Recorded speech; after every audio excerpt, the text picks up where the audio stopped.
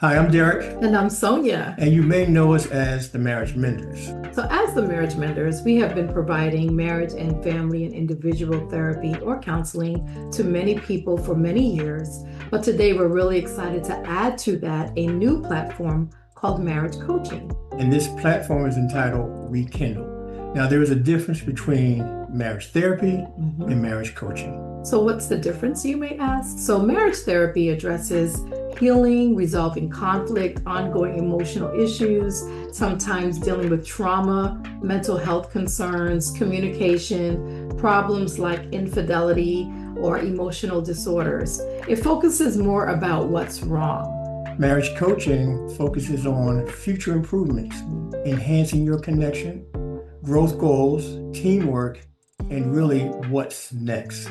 Now, this is virtual. It'll be with 12 couples. And so we also want to make sure confidentiality will still be intact. But this is coaching for couples who refuse to settle. Yes. So if you're interested, register. More information is below. Click the link, and we look forward to seeing you in ReKindle. Can't wait to see you. Bye.